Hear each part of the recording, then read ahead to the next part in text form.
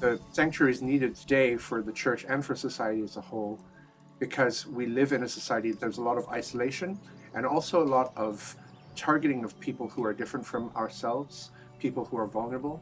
And we need an opportunity in which the society can come and interact with people who have been marginalized and can come and discover that they are human beings just like everyone else. And so the sanctuary is necessary for offenders, but it's also necessary for the members of the community who are seeking to come to an understanding of what it means to be mutually vulnerable with others, to find that healing within themselves as well.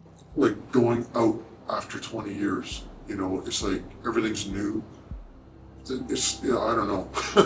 I can only imagine what it would be like, and I think my anxiety would be through the roof. That's one of the big things that I was thinking about upon release, like where am I going to go? Because my background, I was adopted, so I don't have no biological family that I know. And all the people that did it, like in my adopted family, they're all passed away. Because when they took me in, they were older than my parents would have been. So when I'm getting out, I'm by myself, right?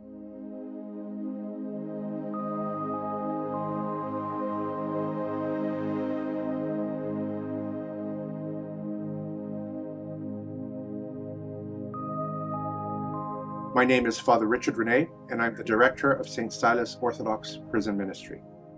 I've worked as a prison chaplain, and I've experienced what it's like for offenders who are being released into the community.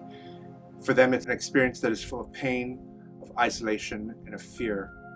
And that was the moment that for me was the beginning of the sanctuary, because I sought a way to bring them into a place where they were free from that isolation and that fear.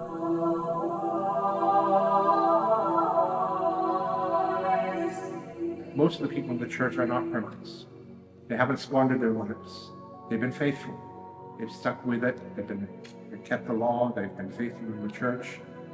Whereas the criminals who've been incarcerated, they've squandered their lives. They've squandered their humanity. They've done terrible things.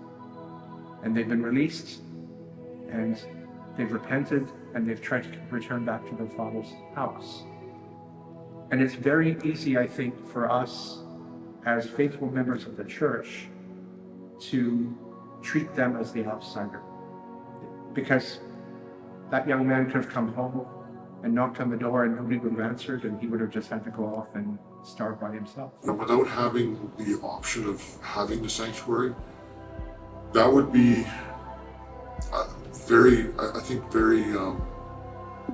would be scary a bit. That there'd be a lot of anxiety because it's like an unknown. And then the things I do know about other places, they're not really that good. They have you in an area that's high crime, drug activity, that kind of stuff. So, even though those aren't my vices, it kind of gives you like a hopelessness feeling, you know what I mean? And having been in a halfway house before, that was just sort of like a place to transition. You didn't really feel like you were part of something. And I don't know, there's just like that alone feeling. It's like where if you, with the sanctuary, you know that there's a place that you can go with like-minded people that are willing to support you and not judge you. If you go to another place and there isn't a sanctuary, there's always going to be that judging. There's probably going to be conflict sometimes with people you live with. It's very challenging sometimes.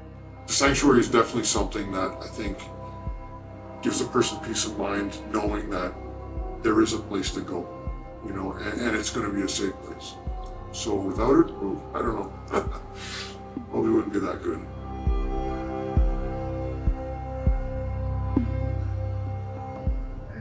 And I think it'll also possibly have something to do with reducing the recidivism rate too.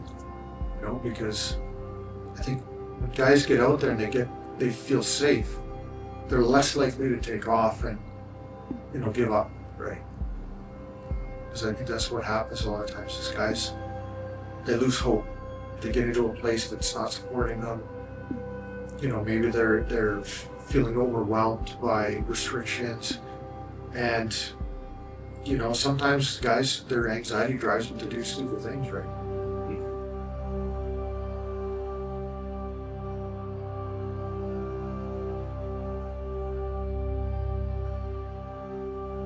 So the location of the sanctuary has been a challenge for us. We're looking for a place that is close enough into town, into the city, so that our residents don't feel isolated. But we're also looking for a place that's secluded enough that the people in the community could feel safe and that there could be some privacy for our residents. We're looking today at this one property here, which is about 9 acres and has lots of room where our residents can come to gather for prayer and for fellowship and for building community, but also places where we can build some tiny houses, some prefab homes where they can have a little bit of privacy and a little bit of independence.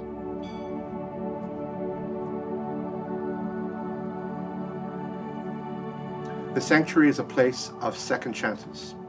It's a place where people who have made a decision to reconnect with their own humanity can come and live together. They can work in a community garden. They can work in a workshop sustaining their life. They can find some independence and some freedom.